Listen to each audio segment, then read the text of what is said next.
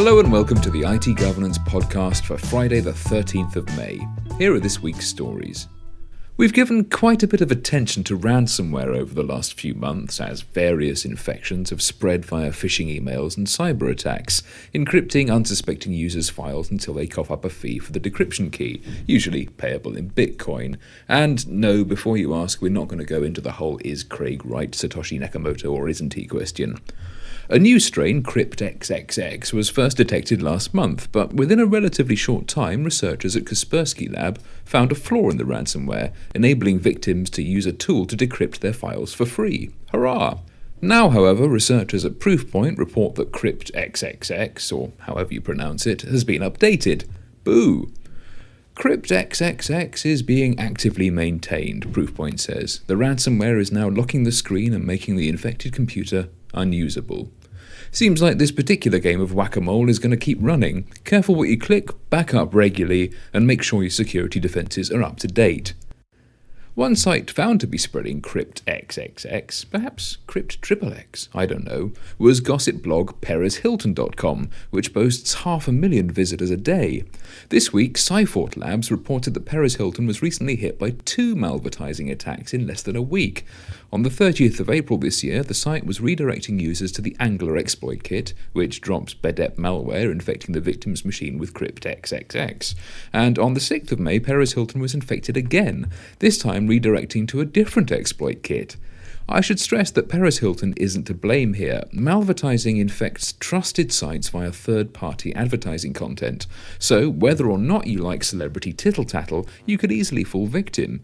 Indeed, in March, a campaign related to the Angler EK affected several major websites, including MSN.com, NYTimes.com, BBC.com, AOL.com, and Newsweek.com, by utilising an expired domain that until recently belonged to a legitimate advertising company.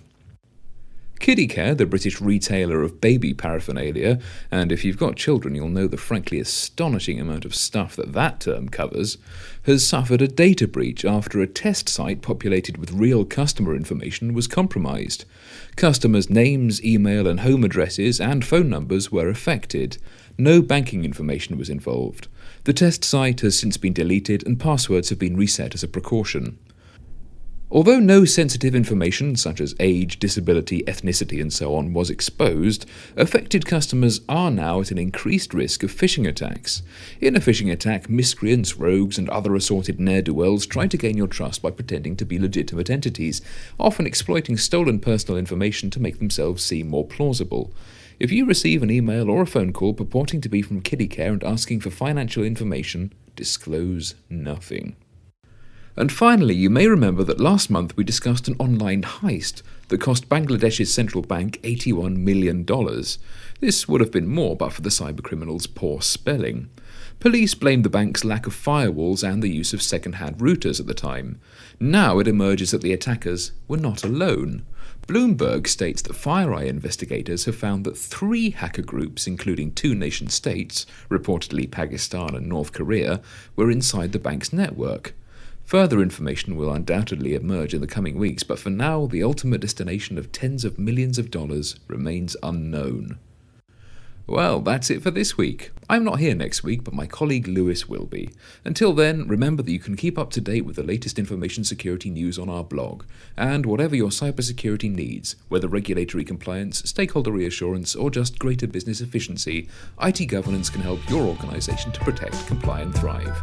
Visit our website for more information, itgovernance.co.uk.